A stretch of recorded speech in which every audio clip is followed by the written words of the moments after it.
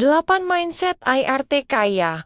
Mengatur gaji dan uang belanja saat harga BBM dan sembako naik. Sebelum lanjut, pastikan moms semua klik tombol subscribe, share, dan like dulu ya, agar channel ini bisa lebih berkembang, bermanfaat, buat lebih banyak teman-teman yang lain.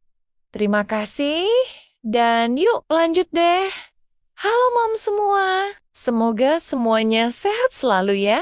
Bu, baru juga mau napas lega habis bayar cicilan. Dengar kabar harga BBM sama sembako mau naik lagi. Itu rasanya kayak dapat kejutan ulang tahun. Tapi isinya tagihan listrik ya. Jujur, tiap kali ke pasar sekarang bawa uang 100.000, rasanya cuma numpang lewat doang kayak mantan yang gak bertanggung jawab. Karena cuma dapat bawang sama cabai segenggam, fenomena ini emang bikin kita pusing 7 keliling. Tapi sebentar Bu, jangan langsung mau nyerah sama keadaan. Karena sebenarnya kunci utama buat tetap jadi ibu rumah tangga yang dompetnya tebel itu ada di mindset atau pola pikir kita sendiri. Penting banget buat kita bahas ini sekarang. Karena kalau mental kita udah kalah duluan sama harga beras, bisa-bisa kesehatan mental kita ikut ambiar dan dapur malah berhenti ngepul.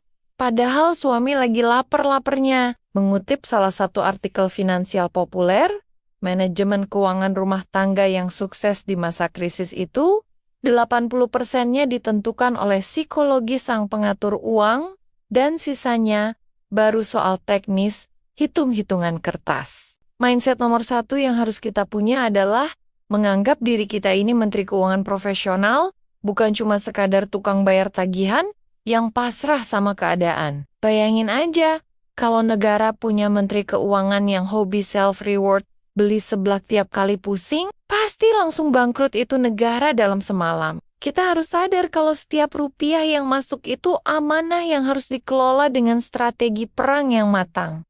Apalagi kalau harga bensin udah mulai nggak masuk akal sehat. Contoh nyatanya gini Bu, kalau biasanya kita belanja sayur harian yang jatuhnya lebih mahal karena kena ongkos plastik, sekarang coba deh mulai stok mingguan dan beli langsung ke pasar induk biar dapat harga grosir. Dengan ngerasa jadi menteri keuangan, kita bakal lebih teliti lihat selisih harga 500 perak sekalipun, karena buat kita itu adalah aset berharga yang bisa dikumpulin buat beli emas batangan suatu hari nanti. Lanjut ke mindset nomor 2, yaitu membedakan antara butuh banget sama pengen banget yang seringkali batasnya setipis kulit bawang goreng. Sering banget kita ngerasa butuh panci baru cuma karena warnanya estetik. Padahal panci lama di rumah masih bisa dipakai buat masak air sampai mendidih. Coba deh sebelum check out keranjang kuning atau bayar belanjaan, tanya ke diri sendiri dulu, apakah benda ini bakal bikin keluarga kenyang atau cuma bikin mata kita seneng sesaat doang. Contoh simpelnya saat harga sembako naik adalah dengan stop beli camilan kemasan yang isinya banyakan angin. Daripada isinya terus ganti sama gorengan pisang, buatan sendiri yang jauh lebih hemat dan mengenyangkan. Kalau kita bisa ngerem keinginan yang cuma lapar mata, otomatis uang belanja sisa banyak, dan kita nggak perlu drama nangis Bombay tiap lihat struk belanjaan di akhir bulan. Mindset nomor 3 adalah kreativitas adalah kunci penghematan paling mutakhir yang pernah diciptakan oleh Tuhan untuk para ibu di seluruh dunia. Jangan kaku sama menu makanan yang itu aja.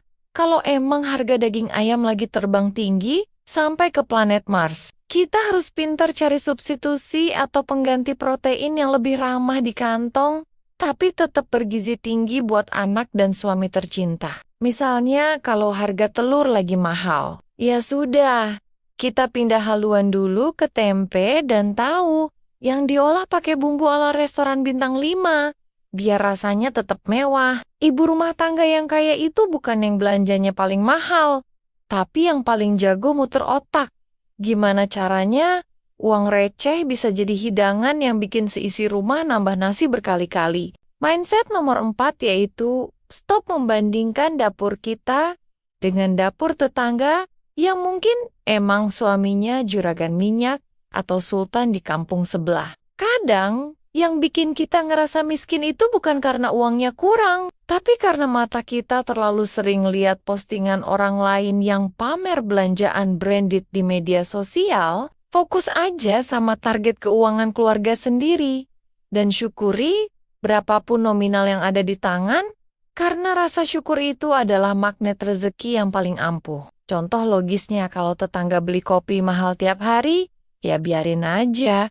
Kita tetap setia sama kopi tubruk buatan sendiri, sambil nikmatin suasana teras rumah yang tenang, tanpa beban utang. Ingat Bu, gengsi itu harganya mahal, dan seringkali nggak bisa dimakan. Jadi mending kita kenyang makan nasi garam daripada lapar, tapi gaya selangit. Mindset nomor 5 adalah, dana darurat itu hukumnya wajib bin kudu, dan nggak boleh diganggu-gugat sama sekali.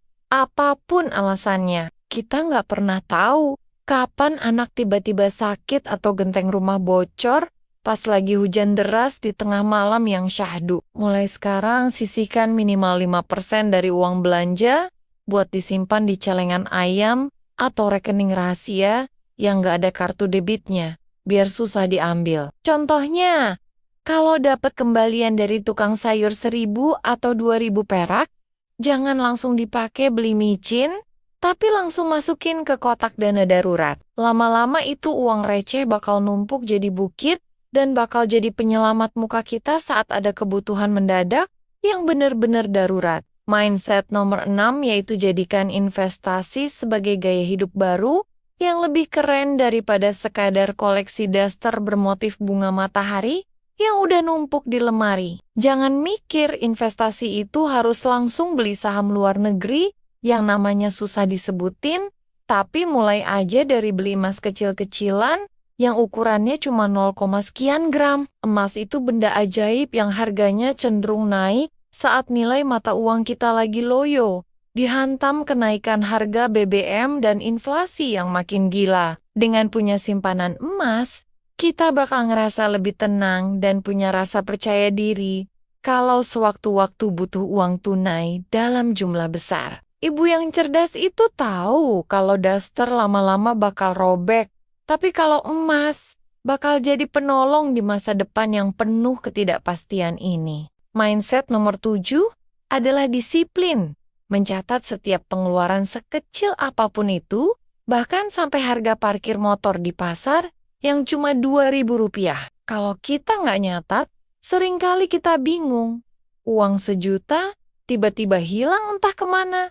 Kayak ditelan bumi, padahal rasanya belum beli apa-apa. Gunakan aplikasi di handphone atau buku catatan kecil yang lucu buat nulis semua pengeluaran harian kita, biar kita bisa evaluasi di akhir minggu. Dari catatan itu kita bakal sadar, ternyata pengeluaran paling gede itu sering datang dari hal-hal kecil yang nggak penting, kayak beli es teh manis setiap kali haus di jalan. Dengan data yang jelas, kita bisa lebih mudah buat memotong anggaran yang nggak perlu dan mengalirkannya ke pos belanja sembako yang lebih mendesak. Mindset nomor 8, yang paling penting adalah selalu melibatkan Tuhan dalam setiap urusan dompet dan dapur melalui jalur sedekah yang konsisten. Mungkin kedengarannya aneh ya Bu, kalau lagi susah malah disuruh bagi-bagi uang. Tapi itulah logika langit yang seringkali di luar nalar manusia biasa. Sedekah itu kayak booster atau pelancar rezeki yang bakal bikin uang yang sedikit jadi berkah.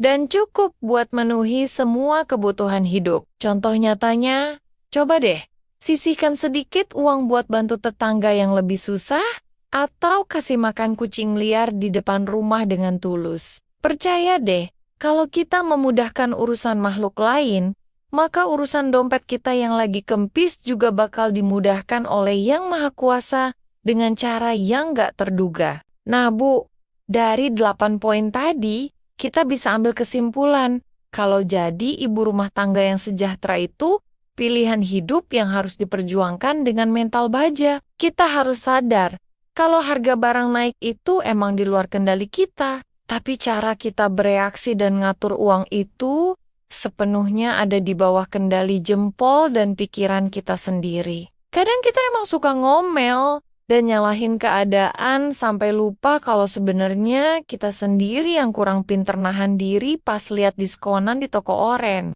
Mari kita mulai evaluasi diri dan jangan biarkan stres karena harga BBM malah bikin suasana rumah jadi suram kayak film horor tanpa musik latar. Kita harus tetap optimis dan semangat karena seorang ibu adalah jantungnya rumah tangga yang harus tetap berdetak kencang biar keluarga tetap bahagia. Memang berat rasanya harus ngitung recehan setiap hari sambil lihat harga beras yang harganya udah kayak mau beli berlian di toko perhiasan. Tapi ingatlah kalau kesulitan ini cuma sementara dan bakal jadi cerita seru buat diceritain ke anak cucu kita nanti.